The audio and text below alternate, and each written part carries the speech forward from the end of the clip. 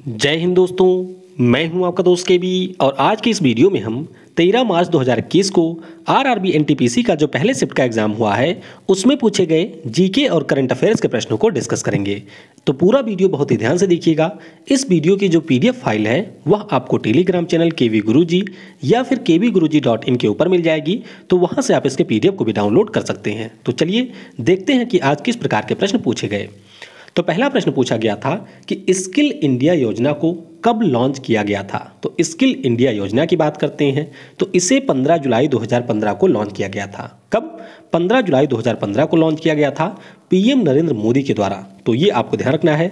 इस योजना की बात करते हैं तो हमारे यहाँ पर जो कौशल विकास और उद्यमिता मंत्रालय है उसके तहत इस योजना को चलाया जा रहा है। 2022 तक हमारे देश के कुल 30 करोड़ युवाओं को कौशल ट्रेनिंग देने का लक्ष्य रखा गया है इस योजना के अंतर्गत। और ध्यान रखिएगा कि सचिन तेंदुलकर और प्रियंका चोपड़ा को इसका ब्रांड एम्बेसडर बनाया गया था जब इस योजना को लॉन्च किया गया था। अगला प्रश्न पूछा गया कि United Nation World Tourism Organization का मुख्यालय कहां पर है। तो ध्यान रखेंगे इसका मुख्यालय आपको मिलेगा स्पेन की राजधानी मैड्रिड में। कहां पर? स्पेन की राजधानी है मैड्रिड में, वहां पर इसका मुख्यालय मिलेगा। अब देखिए इस प्रश्न में कई बार आप गलती कर सकते हैं। अगर परीक्षा में आपसे इस प्रकार से पूछा जाए कि UNWTO, तो इसका मतलब है United Nation World Tourism Organization, यानी कि संयुक्त राष्ट्र विश्व पर्यटन संघ, ये इसका नाम है। लेकिन अगर आपसे ये पूछ लिया जाए सिर्फ कि WTO का मुख्यालय कहाँ पर है, तो इसका मतलब है वर्ल्ड ट्रेड ऑर्गेनाइजेशन। तो बिल्कुल कंफ्यूज नहीं होना है। जब WTO के आगे UN लग जाए तो इसका मतलब टूरिज्म की बात हो रही है। तो मैड्रिड में इसका मुख्यालय आपको मिलेगा। 1 नवंबर 1975 को इसकी स्थापना हुई थी। और आपको ध्यान रखना है कि जुराब पोलो लिकासवेली इसके वर्तमान में सेक्रेटरी जनरल हैं। तो ये पॉइंट भी आपको ध्यान रखना है। अच्छा, स्पेन के मैड्रिड शहर की बात हुई है, यानी कि इसकी राजधानी की बात हुई है, तो ध्यान रखेंगे आप लोग कि United nation conference on climate change का जो COP25 हुआ था 2019 में, वह भी इसी मैड्रिड में आयोजित किया गया था। तो ये प्रश्न कई बार एनटीपीसी में ऑलरेडी पूछा जा चुका है, तो इसके बारे में आपको ध्यान रखना है। आने वाले समय में अगर आप एनटीपीसी CBT2 और ग्रुप डी एग्जाम की तैयारी करना चाहते हैं तो उसके लिए आपको मेरी प्रोफाइल को अनअकैडमी पर फॉलो कर लेना चाहिए। इसकी लिंक आपको नीचे डिस्क्रिप्शन में दी गई है, वहां से आप इसे फॉलो कर सकते हैं।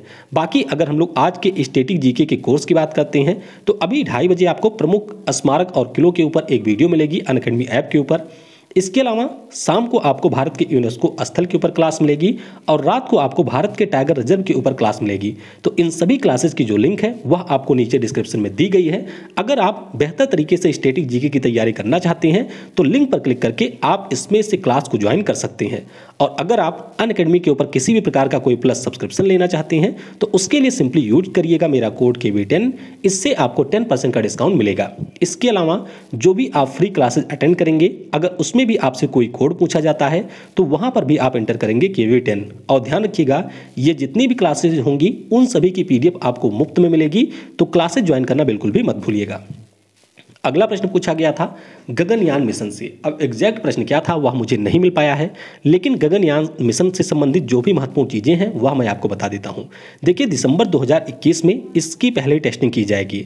तो इसरो ने पिछले साल व्योमित्र नाम का एक हाफ ह्यूमैनॉइड रोबोट बनाया था। तो इस साल इसरो का ये प्लान है कि हम लोग इस व्योमित्र को भेजेंगे स्पेस में, यानी कि टेस्ट करेंगे कि किस प्रकार से भेजा जा सकता है। उसके बाद में जो हमारे यहाँ के यात्री होंगे, यानी कि जो हमारे देश के एस्ट्रोनॉट होंगे, उनको 2022 में भेजा जाएगा। रॉकेट के बारे में आपको ध्यान रखना है, वही हमारा बाहुबली रॉकेट यानी कि GSLV Mark 3 का इसमें यूज किया जाएगा। और आपको ध्यान रखना है कि जो हमारे एस्ट्रोनॉट इसमें जाएंगे उनको ट्रेनिंग रसिया दे रहा है। ये प्रश्न ऑलरेडी पूछा जा चुका है, तो रसिया उनको ट्रेनिंग दे रहा है। लेकिन आपको ये ध्यान रखना है कि जो हमारे यहाँ पर फ्लाइट सर्जन होंगे, यानी कि जो डॉक्टर होंगे, उनको ट्रेनिंग फ्रांस के द्वारा दिया जा रहा है। तो ये सारे पॉइंट आपको ध्यान रखने हैं गगनयान मिशन के बारे में। पहले भी इससे कई प्रश्न पूछे जा चुके हैं और आने वाले समय में भी इससे प्रश्न पूछे जाएंगे। फिर एक प्रश्न पूछा गया कि इनमें से कौन सी बीमारी हवा से नहीं फैलती है। तो मैं आपको यहाँ पर हवा से फैलने वाली कुछ बीमारियों के बारे में बता देता हूँ जिससे आपको एक बेसिक आइडिया बन जाए। सबसे पहले TB यानी कि ट्यूबरकुलोसिस, ये आपका हवा से फैलता है, बैक्टीरिया से होने वाला रोग है। कॉमन कोल्ड की बात करते हैं, यानी कि जो आपका सर्दी जुकाम होता है। चिकन पॉक्स की बात करें, मम्स की बात करें, मीजल्स की बात करें, कुकुर खांसी की बात करें, डिप्थीरिया की बात करें, तो ये जो सारी हमारी बीमारियां हैं वह एयरबॉर्न डिसीज हैं, यानी कि हवा से एक व्यक्ति से दूसरे व्यक्ति में फैलती हैं। तो ये पॉइंट भी आपको याद रखना है। अगला प्रश्न पूछा गया कि इन्हें सही क्रम से लगाएं, यानी कि हमारे देश के कुछ प्रमुख आंदोलन दिए गए थे और आपसे कहा गया था इनको सही क्रम में लगाना है। तो चंपारण सत्याग्रह था, असहयोग आंदोलन था, सविनय अवज्ञा आंदोलन था और भारत छोड़ो आंदोलन था। तो एग्जैक्ट ऑप्शन आपके क्या यही थे?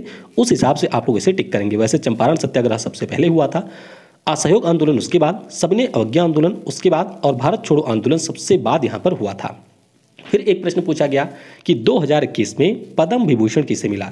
तो पद्म पुरस्कार तो एकदम इस समय फेवरेट टॉपिक बन चुका है किसका? एनटीपीसी का। रोज हर शिफ्ट में आपको पद्म पुरस्कारों से प्रश्न देखने को मिल रहे हैं। तो आज पूछा गया कि 2021 में किसको मिला था? तो याद रखना है आपको कि कुल 7 लोगों को इस साल पुरस्कार मिला है। जैसे शिंजो आबे जो कि जापान के पूर्व पीएम हैं, उनको मिला। एसपी बाला सुब्रमण्यम, इनको भी ये पुरस्कार मिल चुका है। इसके अलावा डॉक्टर बेले मुनप्पा हेगड़े, इनको भी ये पुरस्कार मिल चुका है। आगे अगर हम लोग बात करें तो फाइबर ऑप्टिक्स के जनक माने जाते हैं नरेंद्र सिंह कपानी, इनको मरणोपरांत ये पुरस्कार मिला। मौलाना वाहिदुद्दीन खान, अध्यात्म के फील्ड में, इनको भी ये पुरस्कार मिला।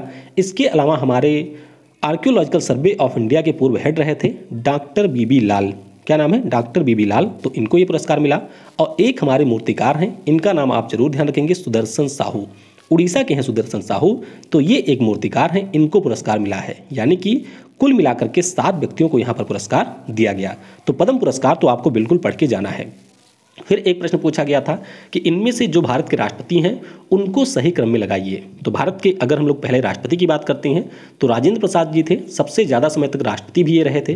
फिर उसके बाद में सर्वपल्ली राधाकृष्णन जी बनते हैं, फिर जाकिर हुसैन आते हैं, उसके बाद में कार्यवाहक राष्ट्रपति बनते हैं हमारे बीवी गिरी साहब, फिर फखरुद्दीन अली अहमद आते हैं, नीलम संजीवन रेड्डी आते हैं, उसके बाद में जैल सिंह हो गए, जैल सिंह के बाद में हमारे आते हैं वो जो वेंकट रमन थे वे हो गए, फिर संकल दयाल शर्मा थे। तो इस प्रकार से नाम आपको याद रखनी है। इस समय 14वें नंबर के हमारे राष्ट्रपति कार्य कर रहे हैं जिनका नाम है रामनाथ कोविंद। तो यहाँ पर सिंपली आपको दिया गया था राष्ट्रपति का नाम और उन्हें क्रम में लगाना था, तो ये आप ध्यान रखेंगे। फिर एक प्रश्न था कि संगीत नाटक अकादमी का मुख्यालय कहाँ पर स्थित है। हालांकि कुछ लोगों के द्वारा ये बताया गया कि प्रश्न कुछ इस प्रकार से था कि भारत की जो पहली डांस एकेडमी है उसका मुख्यालय कहाँ पर है। तो इस प्रकार का कोई प्रश्न मुझे नहीं मिला है, तो इसलिए मैंने संगीत नाटक अकादमी को ही यहाँ पर चूज किया है। एग्जैक्ट बताइएगा कि ऑप्शन में क्या दिया था। तो संगीत नाटक अकादमी की बात करते हैं तो इसका जो मुख्यालय है वह आपको मिलेगा दिल्ली में। स्थापना इसकी 1953 में हुई थी और हमारे यहाँ पर जो संस्कृति मंत्रालय है उसके अधीन यह एक संस्थान है। नेक्स्ट पूछा गया कि स्वाइन फ्लू का वाहक कौन होता है। तो अगर हम लोग स्वाइन फ्लू के वाहक की बात करते हैं तो इसका वाहक होता है सूअर। तो स्वाइन फ्लू के बारे में आपको यह ध्यान रखना है कि सूअरों से फैलने वाला यह रोग है। अब कुछ लोगों ने यहाँ पर पूछा था, बताया मतलब कि प्रश्न इस प्रकार से था कि किस वायरस से ये होता है। तो वायरस का नाम भी आपको याद रखना है H1N1। क्या नाम है? H1N1 नाम का जो वायरस होता है उससे स्वाइन फ्लू नाम की डिसीज होती है। फिर हम बात करते हैं बल के SI मात्रक की, यानी कि जो हमारा फोर्स होता है उसका SI मात्रक क्या होता है। तो ध्यान रखेंगे न्यूटन इसका मात्रक होता है, लेकिन आपको ये भी ध्यान रखना है कि बल बराबर होता है मास यानी कि द्रव्यमान इनटू एक्सेलरेशन यानी कि त्वरण। तो आपको ये ध्यान रखना है कि F = ma होता है और अगर हम लोग m के यूनिट की बात करते हैं तो इसे हम लिखते हैं किलोग्राम में। उसी प्रकार से अगर हम लोग एक्सेलरेशन की बात करते हैं तो ये बराबर होता है मीटर पर सेकंड स्क्वायर। क्या होता है? मीटर पर सेकंड स्क्वायर। तो ये भी आपके SI मात्रक होता है बल का। तो इसके बारे में भी आपको ध्यान रखना है कि किलोग्राम मीटर पर सेकंड स्क्वायर भी बल का मात्रक होता है। फिर एक प्रश्न पूछा गया कि भारत की जो पहली सेमी हाई स्पीड ट्रेन है इसका नाम क्या है। तो आसान सा प्रश्न था, इसका नाम है वंदे भारत एक्सप्रेस, जिसे हम लोग ट्रेन 18 के नाम से भी जानते हैं। वाराणसी से दिल्ली के बीच में ये ट्रेन चलती है। 15 फरवरी 2019 को पीएम नरेंद्र मोदी के द्वारा इसका उद्घाटन किया गया था। किस कंपनी ने इसको बनाया है? तो ध्यान रखेंगे हमारे यहाँ पर जो इंटीग्रल कोच फैक्ट्री है चेन्नई के पास में पेरम्बूर में, उसके द्वारा इसका निर्माण किया गया है। तो ये पॉइंट भी आपको याद रखना है। चलिए अच्छा बताइए, दूसरी जो हमारी ट्रेन है वंदे भारत वह कहाँ से कहाँ तक चलती है। एक प्रश्न पूछा गया था कि जो सत्यमेव जयते है वह किस उपनिषद से लिया गया है। तो सत्यमेव जयते की बात करते हैं तो मुंडको उपनिषद से लिया गया है। किससे? मुंडक उपनिषद से लिया गया है सत्यमेव जयते। इसी प्रकार से गायत्री मंत्र के बारे में पूछा जा चुका है। तो ध्यान रखेंगे ऋग्वेद, किससे? ऋग्वेद में है गायत्री मंत्र के बारे में प्रावधान। और अगर आपसे ये पूछा जाए कि मुंडक जो उपनिषद है यह हमारे किस वेद में मेंशन है, यानी कि किस वेद में इसके बारे में लिखा गया है, तो ये आपका है अथर्ववेद। तो ये भी आपको याद रखना है। अगला प्रश्न पूछा गया कि क्रिकेट से संन्यास ले चुके इनमें से कौन से खिलाड़ी विकेट कीपर नहीं है। तो इस समय लगातार क्रिकेट से भी प्रश्न पूछे जा रहे हैं। अब इसमें कई सारे भारत के विकेट कीपर का नाम दिया गया था और उसमें से बताना था कि इनमें से कौन सा एक विकेट कीपर नहीं है। तो फॉर एग्जांपल अगर हम लोग बात करते हैं तो हमारे कैप्टन कूल यानी कि महेंद्र सिंह धोनी ये भी विकेट कीपर ही रहे थे। राहुल द्रविड़ की बात करते हैं तो विकेट कीपर ही थे। इसके अलावा अन्नयन मोगिया की बात करते हैं या फिर हम लोग बात करें पार्थिव पटेल की, तो ये सारे लोग विकेट कीपर रहे हैं। अब इस प्रश्न को आप लोग ऑप्शन के माध्यम से टैकल कर पाएंगे। फिर एक प्रश्न था कि केंद्रीय मंत्रिमंडल किस अनुच्छेद के अंतर्गत राष्ट्रपति को सलाह देता है। तो हमारे यहाँ पर जो केंद्रीय मंत्रिमंडल होता है वह अनुच्छेद 74 के क्लॉज 1, किसके अनुच्छेद 74 का जो क्लॉज 1 है उसके अंतर्गत राष्ट्रपति महोदय को ये सलाह देता है। और जब इंदिरा जी ने 42वां संविधान संशोधन किया था 1976 में, तो इन्होंने प्रावधान ये जोड़ दिया था कि अगर एक बार केंद्रीय मंत्रिमंडल ने कोई सलाह दे दी राष्ट्रपति को तो उसे राष्ट्रपति को मानना अनिवार्य होगा। तो ये पॉइंट आप ध्यान रखेंगे। अब 74 की बात हुई है तो 75 के बारे में भी आप ध्यान रखिएगा। अनुच्छेद 75 में ये बताया गया है कि जो हमारे प्रधानमंत्री होंगे, इसके अलावा जो अन्य मंत्री होंगे, उन सभी की नियुक्ति राष्ट्रपति महोदय के द्वारा की जाएगी। तो ये प्रावधान अनुच्छेद 75 में दिया गया है। अगला प्रश्न कि तापी गैस पाइपलाइन किन देशों को आपस में जोड़ती है। तो इसके नाम से ही आप समझ सकते हैं कि किन देशों को ये जोड़ती है। नाम इसका है तापी, यानी कि तुर्कमेनिस्तान, अफगानिस्तान, पाकिस्तान और इंडिया। तो इन 4 देशों को आपस में जोड़ती है तापी गैस पाइपलाइन। अब इसमें गैस आता कहाँ से है तो ध्यान रखिएगा, तुर्कमेनिस्तान में है, तुर्कमेनिस्तान में है गैलकिनीस गैस फील्ड। क्या नाम है? गैलकिनीस गैस फील्ड। तो यहाँ से गैस की सप्लाई होती है अफगानिस्तान, पाकिस्तान और भारत तक। टोटल अगर हम लोग इसकी लेंथ की बात करते हैं तो 1814 किलोमीटर इसकी लेंथ है। फिर एक प्रश्न पूछा गया कि रिजर्व बैंक ऑफ इंडिया की स्थापना कब हुई थी। तो आसान सा प्रश्न है, 1 अप्रैल 1935 को इसकी स्थापना हुई थी। मुख्यालय आपको मिल जाएगा मुंबई में। पहले इसके गवर्नर कौन थे? तो आसबोर्न स्मिथ इसके पहले गवर्नर थे। पहले भारतीय गवर्नर कौन थे? तो सीडी देशमुख पहले भारतीय गवर्नर थे। जब हमारे यहाँ पर डीमोनेटाइजेशन हुआ था 2016 में, तो उस समय कौन थे? उस समय थे उर्जित पटेल। ये आप ध्यान रखेंगे। और वर्तमान में 25वें नंबर के इसके गवर्नर हैं, इनका नाम है शक्तिकांत दास। तो ये सारे नाम भी आपको याद रखने हैं। एक प्रश्न पूछा गया कि 2019 में जो इंडिया इंटरनेशनल विज्ञान फिल्म महोत्सव हुआ था, इसका आयोजन कहाँ पर किया गया था। तो इसका आयोजन हुआ था कोलकाता में। पिछले साल इसका 6ठा संस्करण था, तो वह फिलहाल वर्चुअली आयोजित किया गया था। ये आप ध्यान रखेंगे। 5वां संस्करण 2019 में हुआ था कोलकाता में। थीम क्या था? तो थीम इसका था research, innovation and science empowering the nation. क्या था? Research, innovation and science empowering the nation. अब पहले वाले के बारे में भी आपसे पूछा जा सकता है। तो 2015 में हुआ था आपका पहला वाला नई दिल्ली में। कहाँ पर? इसका जो पहला संस्करण था वह नई दिल्ली में 2015 में आयोजित किया गया था। फिर एक प्रश्न पूछा गया कि अशोक के ग्रैंडफादर का नाम क्या था, यानी कि अशोक किसके पोते थे। तो अशोक की बात करते हैं तो बिंदुसार इनके पिता का नाम था और इनके ग्रैंडफादर का नाम था चंद्रगुप्त मौर्य। कौन? चंद्रगुप्त मौर्य के पोते थे अशोक, सम्राट अशोक। एक प्रश्न और पूछा गया कि इनमें से कौन सा एक मेटलॉइड है। तो मेटलॉइड के बारे में आपको पता होगा कि ये हमारे ऐसे एलिमेंट होते हैं जिनमें मेटल और हमारे जो नॉन मेटल होते हैं उन दोनों की प्रॉपर्टी पाई जाती है, यानी कि दोनों के बीच का रूप होता है मेटलॉइड। तो हमारे जो पीरियोडिक टेबल है उसमें आपको एक इस प्रकार से लाइन मिलेगी जिसमें आपको बहुत सारे मेटलॉइड मिलेंगे, जैसे कि कार्बन हो गया, बोरान है, सिलिकॉन है, जर्मेनियम है, आर्सेनिक है, एंटीमनी है, सेलेनियम है। तो ये सारे मेटलॉइड के एग्जाम्पल हैं। तो इनमें से जो आपका ऑप्शन में रहा होगा वह रहा होगा करेक्ट। फिर एक प्रश्न पूछा गया कि प्रोटियम, ड्यूटीरियम, ट्राइटियम के परमाणु क्रमांक व परमाणु भार से एक प्रश्न था।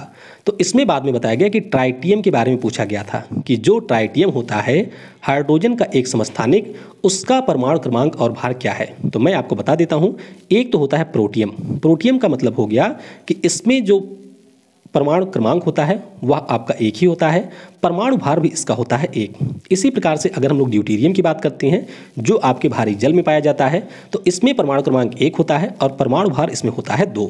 उसी प्रकार से अगर हम लोग ट्राइटियम की बात करते हैं तो इसका भी परमाणु क्रमांक 1 होता है, लेकिन परमाणु भार इसका हो जाता है 3। तो ये आपको ध्यान रखना है। ये तीनों आइसोटोप्स हैं किसके? हाइड्रोजन की। फिर एक प्रश्न पूछा गया था पीएम आवास योजना थे।